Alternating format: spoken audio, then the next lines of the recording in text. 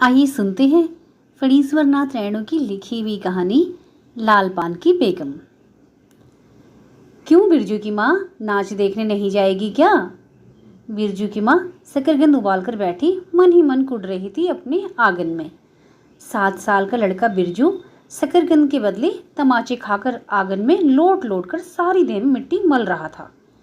चंपिया की सिर भी चुड़ैल मंडरा रही है। आधे आंगन धूप रहते जो गई है सुवाइन की दुकान, छुआ गुलडाने सो अभी तक नहीं लौटी। दिया बाती की बेला हो गई। आए आज लौट के जरा। बागड़ बकरी की देह में कुकुरमाची लगी थी, इसलिए बेचारा बागड़ रह रहकर कूद फांद कर रहा था। बिरजू की माँ बागड़ पर मन का गुस्सा उतारने का बहाना ढूंढकर निकाल चुकी थी।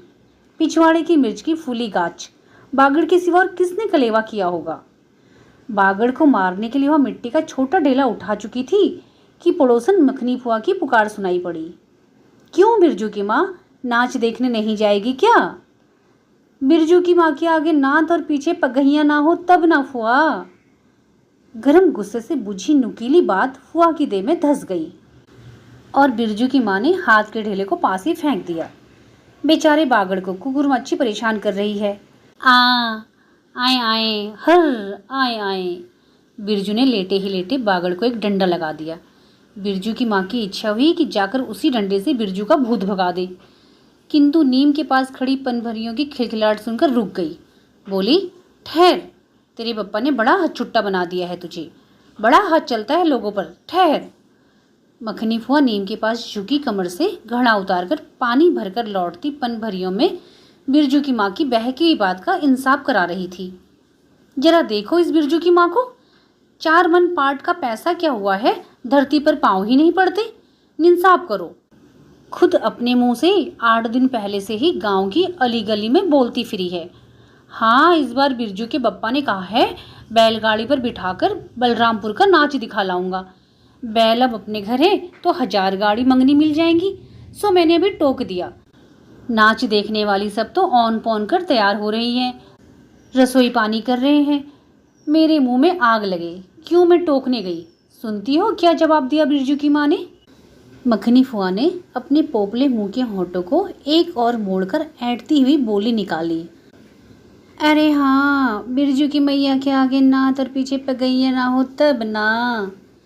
जग्गी की पतोहू बिरजू की माँ से नहीं डरती। वह जरा गला खोलकर ही कहती है, फुआ, सर्वे सेटलमेंट के हाकिम के बासा पर फुल छाप किनारी वाली साड़ी पहन के यदि तू भी भाटा की भेटी चढ़ाती तो तुम्हारे नाम से भी 2-3 बीघा धनहर जमीन का पर्चा कट जाता। फिर तुम्हारे घर भी आज 10 मन सोनबंग बांट होता, जोड़ा बैल खरीदता, फिर आगे नाथ और पीछे सैकड़ों पगहियां झूलती। जंगी की पथो मुंह जोर है, रेलवे स्टेशन के पास की लड़की है, 3 ही महीने हुए हैं गोने की नई बहू होकर आई है और सारी कुरमा टोली की सभी झगड़ालू सासों से एक आध मोर्चा ले चुकी है। उसका ससुर जंगी दागी चोर है, सी क्लासी है, उसका खसम रंगी, कुरमा टोला का नामी लठेत, इसलिए हमेशा सींग खुजाती फिरती है जंगी की पतोह। बिरजू की माँ के आंगन में जंगी की पतोह की गला खोल बोली गुलेल की गोलियों की तरह दंदनाती हुई आई थी। बिरजू की माँ ने एक तीखा जवाब खोजकर निकाला, लेकिन मन महसूस कर रह गई। गोबर की ढेरी में कौन ढेला फेंकी। जीभ के झाल को गले में उतारकर बिरजू की माँ ने अपनी बेटी चंपिया को आवाज दी, अरे चंपिया, आज लौटे तो तेरी मुंडी मरोड़कर चूल्हे में झोंकती हूँ। दिन दिन बेचाल होती जाती है। गांव में तो अब ठटेर बैस्कोप का गीत गाने वाली पुतरिया पतोह सब आने लगी हैं, कहीं बैठ के बाजे ना मुरलिया सीख रही होगी हर जाई। अरे चंपिया। जंगी की पतोह ने बिरजू की माँ की बोली का स्वाद लेकर कमर पर घड़े को संभाला और मटक कर बोली, चल दीदिया चल, इस मोहल्ले में लाल पान की बेगम बसती है, नहीं जानती? दोपहर दिन और चौपहर रात बिजली की बत्ती भगभग जलती है। भगभग भगभग बिजली की बत्ती की बात सुनकर ना जाने क्यों सभी खिलखिलाकर हंस पड़ी। फुआ की टूटी हुई दंत पक्तियों के बीच से एक मीठी गाली निकली, शैतान की नानी। बिरजू की माँ की आंखों पर मानो किसी ने तेज टार्च की रोशनी डलाकर चौंधिया दिया। भगभग बिजली बत्ती। 3 साल पहले सर्वे कैंप के बाद गांव की जलनडाही औरतों ने एक कहानी गढ़ के फैलाई थी। चंपिया की माँ के आंगन में रात भर बिजली बत्ती भुक भुकाती थी। चंपिया की माँ के आंगन में नाक वाले जूतों की छाप, घोड़े की टाप की तरह। जलो जलो और जलो। चंपिया की माँ के आंगन में चांदी जैसे पाट सूखते देखकर जलने वाली सब औरतें खलियान पर सोनेली धान के बोझों को देखकर बैगन का भरता हो जाएंगी। मिट्टी के बर्तन से टपकते हुए छोआ गुड़ को अंगुलियों से चाटती हुई चंपिया आई और माँ के तमाचे खाकर चीख पड़ी, मुझे क्यों मारती है? सोयाइन जल्दी सौदा नहीं देती। सोयाइन जल्दी सौदा नहीं देती कि नानी एक सोयाइन की दुकान पर मोती झरते हैं जो जड़ गाड़ कर बैठी हुई थी। बोल गले पर लात देकर कल्ला तोड़ दूंगी। हर जाई जो फिर कभी बाजी मुरलिया गाते सुना। चाल सीखने जाती है ट्यूशन की छोकरियों से। बिरजू की माँ ने चुप होकर अपनी आवाज अंदाजी की। उसकी बात जंगी की झोपड़ी तक साफ साफ पहुंच गई होगी। बिरजू बीती हुई बातों को भूलकर उठ खड़ा हुआ था और धूल झाड़ते हुए बर्तन से टपकते हुए गुड़ को ललचाई निगाह से देखने लगा था। दीदी के साथ वह भी दुकान जाता तो दीदी उसे भी गुड़ चटाती जरूर। वह शकरकंद के लोभ में रहा और मांगने पर माँ ने शकरकंद के बदले ए मैया एक उंगली गुड़ दे दे। बिरजू ने तलहत्ती फैलाई। दे न मैया एक रत्ती भर। एक रत्ती क्यों? उठा के बर्तन को फेंकाती हूँ पिछवाड़े में, जाके चाटना। नहीं बनेगी मीठी रोटी। मीठी रोटी खाने का मुंह होता है। बिरजू की माँ ने उबले शकरकंद का सूप रोती हुई चंपिया के सामने रखते हुए कहा, बैठ के छिलके उतार, नहीं तो अभी। 10 साल की चंपिया जानती है शकरकंद छिलते समय कम से कम 12 बार माँ उसे बाल पकड़कर झकझोरेगी, छोटी छोटी खोट निकालकर गालियां देगी। पाँव फैला के क्यों बैठी है उस तरह बेलज्जी? चंपिया माँ के गुस्से को जानती है। बिरजू ने इस मौके पर थोड़ी सी खुशामद करके देखा। मैया मैं भी बैठकर शकरकंद छीलूं? नहीं, माँ ने झिड़की दी। एक शकरकंद छिलेगा और 3 पेट में। जाके सिद्धू की बहू से कहो 1 घंटे के लिए कढ़ाई मांग कर ले गई थी तो फिर लौटाने का नाम नहीं। जल्दी जा। मुंह लटकाकर आंगन से निकलते निकलते बिरजू ने शकरकंद और गुड़ पर निगाह दौड़ाई। चंपिया ने अपने झबेरे केस की ओर से माँ की ओर देखा और नजर बचा के चुपके से बिरजू को एक शकरकंद फेंक दिया। बिरजू भागा। सूरज भगवान डूब गए। दिया बत्ती की बेला हो गई। अभी तक गाड़ी। चंपिया बीच में ही बोल उठी, कोयरी टोले में किसी ने गाड़ी नहीं दी मैया। बप्पा बोले माँ से कहना सब ठीक ठाक करके तैयार रहे। मल्दिया टोली के मियाँ जान की गाड़ी लेने जा रहा हूँ। सुनते ही बिरजू की माँ का चेहरा उतर गया। लगा छाते की कमानी उतर गई घोड़े से अचानक। कोयरी टोले में किसी ने गाड़ी मंगनी नहीं दी, तब मिल चुकी गाड़ी। जब अपने ही गांव के लोगों की आंख में पानी नहीं तो मलदहिया टोली के मियाँ जान की गाड़ी का क्या भरोसा। ना 3 में ना 13 में। क्या होगा शकरकंद छिलकर रख दे उठा के। यह मर्द नाच दिखाएगा, बैलगाड़ी पर चढ़कर नाच दिखाने ले जाएगा। चढ़ चुकी बैलगाड़ी पर, देख चुकी जी भर नाच। पैदल जाने वाली सब पहुंचकर पुरानी हो चुकी होंगी। बिरजू छोटी कढ़ाई सिर पर औंधा कर वापस आया।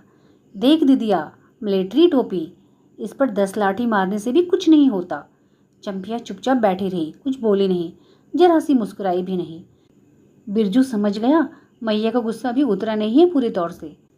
मढ़ैया के अंदर से बागड़ को बाहर भगाते हुए बिरजू की माँ बड़बड़ाई, कल ही पंचकौड़ी कसाई के हवाले करती हूँ राक्षस तुझे, हर चीज में मुंह लगाएगा।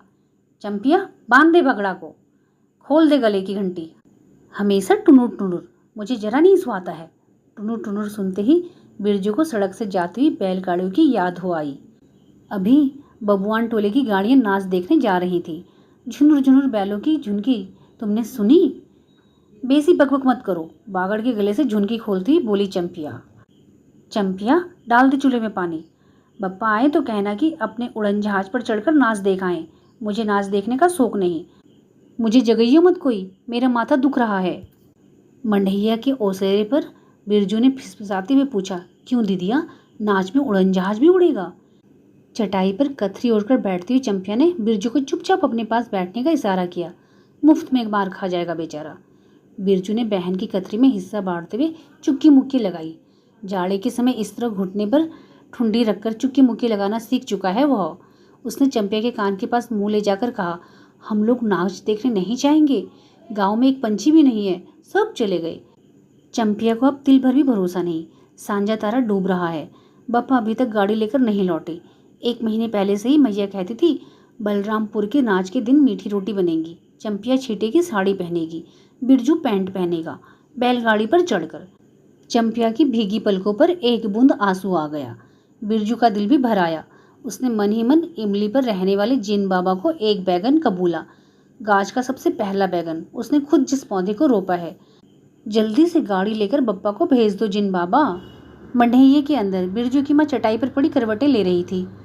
हाँ, पहले से किसी बात का मंसूबा नहीं बांधना चाहिए किसी को। भगवान ने मंसूबा तोड़ दिया। उसको सबसे पहले भगवान से पूछना है कि यह किस चूक का फल दे रहे हो भोले बाबा। अपने जानते उसने किसी देवता पितर की मान मनौती बाकी नहीं रखी। सर्वे के समय जमीन के लिए जितनी मनौतियाँ की थी, ठीक ही तो महावीर जी का रोड तो बाकी ही है।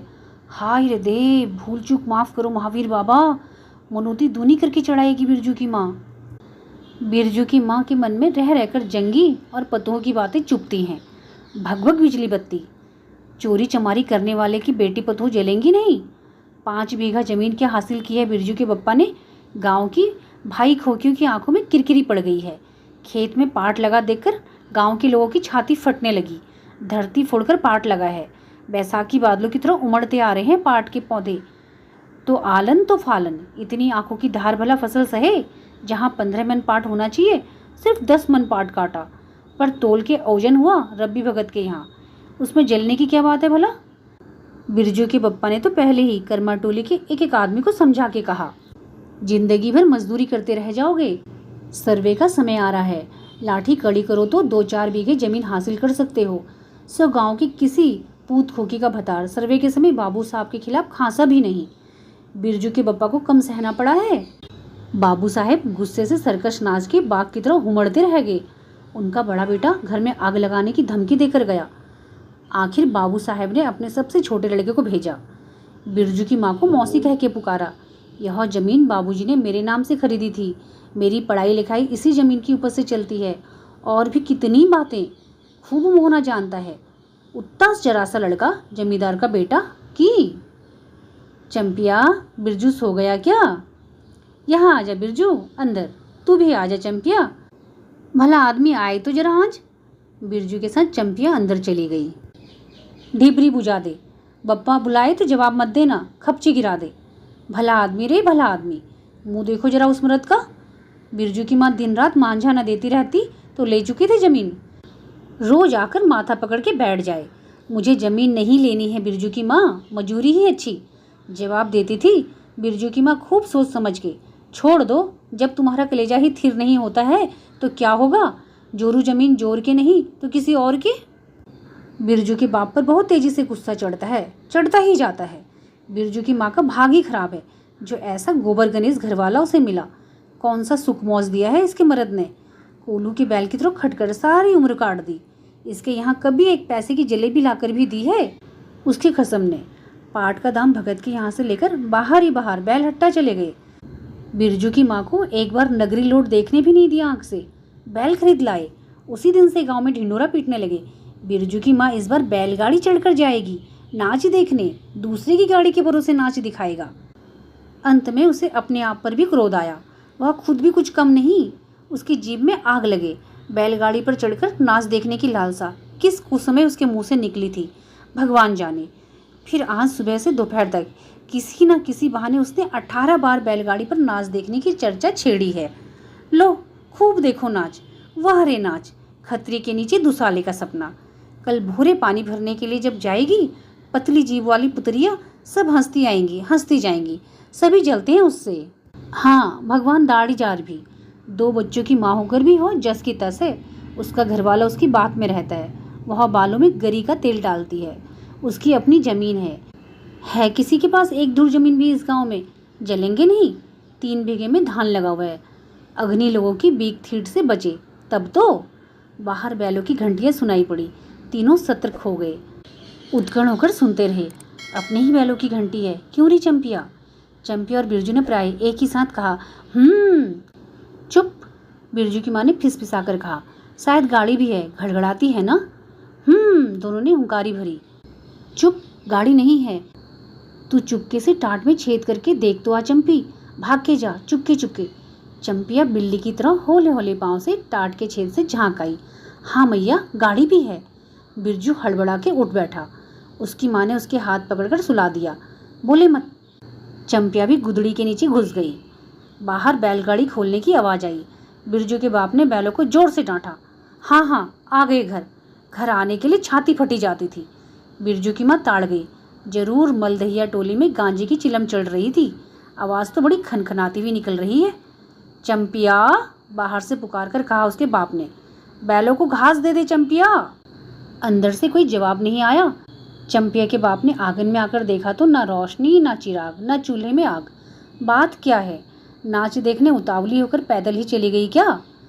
बिरजू के गले में खसखसाहट हुई और उसने रोकने की पूरी कोशिश भी की, लेकिन खांसी जब शुरू हुई तो पूरे 5 मिनट तक वो खांसता रहा। बिरजू बेटा, बिरजमोहन, बिरजू के बाप ने पुचकार कर बुलाया। मैया गुस्सा के मारे सो गई क्या? अरे अभी तो लोग जा ही रहे हैं। बिरजू की माँ के मन में आया कि कसकर जवाब दे। नहीं देखना नाच, लौटा दो गाड़ी। चंपिया, उड़ती क्यों नहीं? ले, धान की पचसीस रख दे। धान की बालियों का छोटा झब्बा झोपड़े के ओसारे पर रखकर उसने कहा, दिया बालो। बिरजू की माँ उठकर ओसारे पर आई।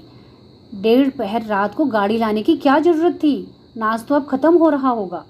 ढिबरी की रोशनी में धान की बालियों का रंग देखते ही बिरजू की माँ के मन का सब मैल दूर हो गया। धानी रंग उसकी आंखों से उतरकर रोम रोम में घुल गया। नाच अभी शुरू भी नहीं हुआ होगा। अभी अभी बलरामपुर के बाबू की संपनी गाड़ी मोहनपुर होटल बंगला से हाकिम साहब को लानी गई है। इस साल आखिरी नाच है। 25 टाटे में खोज दे, अपने खेत का है। अपने खेत का है? हुलसती हुई बिरजू की माँ ने पूछा। पक गए धान? नहीं, 10 दिन में अघन चढ़ते चढ़ते लाल होकर झुक जाएंगी सारी खेत की बालियाँ। मलदहिया टोली पर जा रहा था। अपने खेत में धान देखकर आंखें जोड़ा गई। सच कहता हूँ, 25 तोड़ते समय उंगलियां कांप रही थी मेरी। बिरजू ने धान की एक बाली से एक धान लेकर मुंह में डाल लिया और उसकी माँ ने एक हल्की डांट दी। कैसा लुकुड़ है तू रे? इन दुश्मनों के मारे कोई नेम धर्म जो बचे। क्या हुआ, डांटती क्यों है? नवाइन के पहले ही नया धान जुटा दिया, देखते नहीं? अरे इन लोगों का सब कुछ माफ है। चिरई चुरमन है ये लोग। दोनों के मुंह में नवाइन के पहले नया अन्न ना पड़े। इसके बाद चंपिया ने भी धान की बाली से 2 धान लेकर दांतों तले दबाया। ओ मैया, इतना मीठा चावल! और गमकता भी है ना दीदिया। बिरजू ने फिर मुंह में धान लिया। रोटी सोटी तैयार कर चुकी क्या? बिरजू के बाप ने मुस्कुराकर पूछा। नहीं, मान भरे सुर में बिरजू की माँ बोली। जाने का ठीक ठिकाना नहीं और रोटी बनती है। वाह, खूब हो तुम लोग। जिसके पास बैल है उसे गाड़ी मंगनी नहीं मिलेगी भला? गाड़ी वालों को भी तो बैल की कभी कमी होगी। पूछूंगा तब कोयरा टैली वालों से। ले जल्दी से रोटी बना ले, देर ना होगी। अरे टोकरी भर रोटी तो तू पलक मारते बना लेती है। 5 रोटियां बनने में कितनी देर लगेगी? अब बिरजू की माँ के होंठों पर मुस्कुराहट खुलकर खिलने लगी। उसने नज़र बचाकर देखा। बिरजू का बप्पा उसकी ओर एकटक निहार रहा है। चंपिया और बिरजू ना होते तो मन की बात हंसकर खोलते देर न लगती। चंपिया और बिरजू ने एक दूसरे को देखा और खुशी से उनके चेहरे जगमगा उठे। मैया बेकार गुस्सा हो रही थी ना।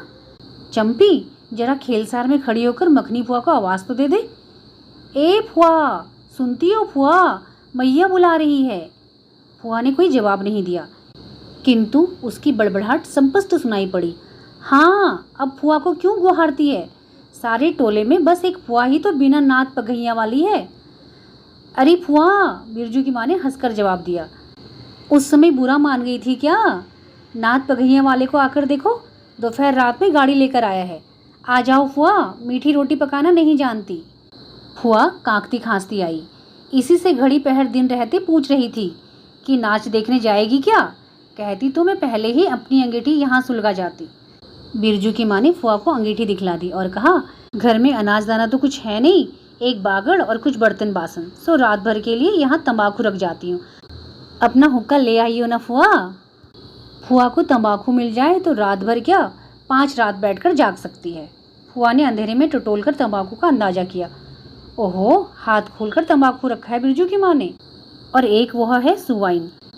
राम कहो, उस रात को अफीम की गोली की तरह एक मटर भर तंबाकू रखकर चली गई गुलाब बाग मेले और कह गई कि डिब्बी भर तंबाकू है। बिरजू की माँ चूल्हा सुलगाने लगी। चंपिया ने शक्करगंद को मसलकर गोले बनाए और बिरजू सर पर कढ़ाई ओंधाकर अपने बाप को दिखलाने लगा। मिलिट्री टोपी, इस पर 10 लाठी मारने से भी कुछ नहीं होगा। सभी ठांके मारकर हंस पड़े।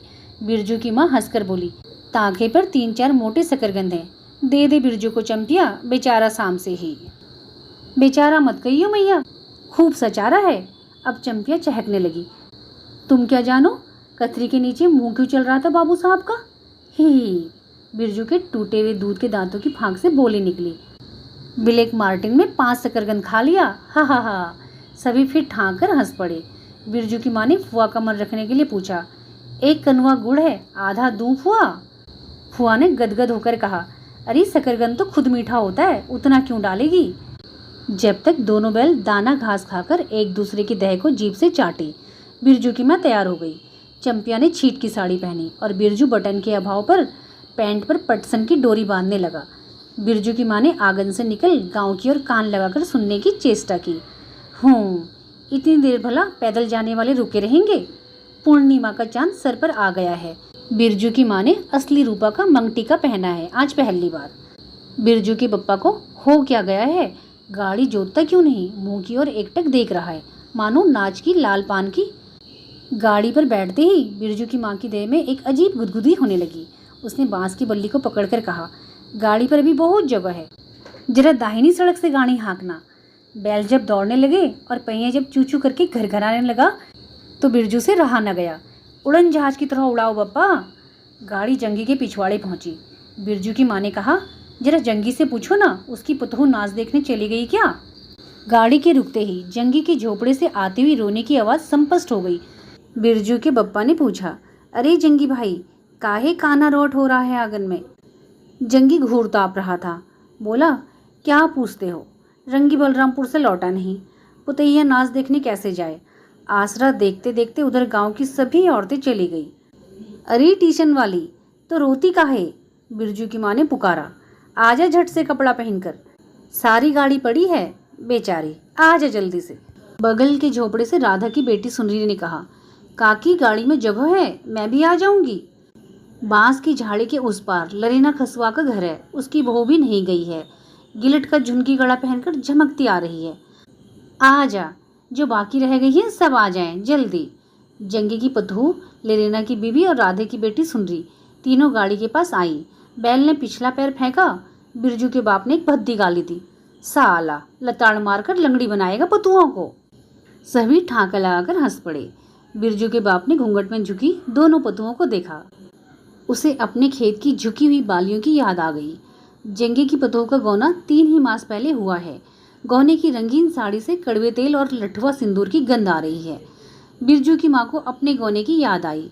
उसने कपड़े की गठरी से 3 मीठी रोटियां निकालकर कहा, खा ले एक एक करके, सिमरहा के सरकारी कूप में पानी पी लेना। गाड़ी गांव से बाहर होकर धान के खेतों के बगल से जाने लगी। चांदनी कार्तिक की, खेतों से धान के झड़ते फूलों की गंध आती है। बांस की झाड़ी में कहीं दुधंती की लता फूली है। जंगी की पतोह ने एक बीड़ी सुलगाकर बिरजू की माँ की ओर बढ़ाई। बिरजू की माँ को अचानक याद आई, चंपिया, सुनरी, लरेना की बीबी और जंगी की पतोह, ये चारों ही तो गांव में बायोस्कोप का गीत गाना जानती हैं खूब। गाड़ी की लीक धान के खेतों के बीच होकर गई। चारों ओर गौने की साड़ी की खसखसाहट जैसी आवाज़ होती है। बिरजू की माँ के माथे के मंगटिक्के पर चांदनी छिटकती है। अच्छा, अब एक बायोस्कोप का गीत गा तो चंपिया, डरती है काहे? जहाँ भूल जाओगी बगल में मास्टरनी बैठी ही है। दोनों पतोहुओं ने तो नहीं, किंतु चंपिया और सुनरी ने खंखार कर गला साफ किया। बिरजू के बाप ने बैलों को ललकारा, चल भैया और जरा जोर से गा रे चंपिया, नहीं तो बैलों को धीरे चलने को कहूँगा। जंगी की पतोह ने चंपिया के कान के पास घूंघट ले जाकर कुछ कहा और चंपिया ने धीरे से शुरू किया, चंदा की चांदनी। बिरजू को गोद में लेकर बैठी। उसकी माँ की इच्छा हुई कि वह भी साथ साथ गीत गाए। बिरजू की माँ ने जंगी की पतोह की ओर देखा। धीरे धीरे गुनगुना रही है वह भी। कितनी प्यारी पतोह है। गौने की साड़ी से खास किस्म की गंध निकलती है। ठीक ही तो कहा है उसने। बिरजू की माँ बेगम है, लाल पान की बेगम। यह तो कोई बुरी बात नहीं। हाँ, वह सचमुच लाल पान की बेगम है। बिरजू की माँ ने अपनी नाक पर दोनों आंखों को केंद्रित करने की चेष्टा करके अपने रूप की झांकी ली। लाल साड़ी की झिलमिल किनारी, मंगटिक्का पर चांद। बिरजू की माँ के मन में अब कोई लालसा नहीं, उसे नींद आ रही है।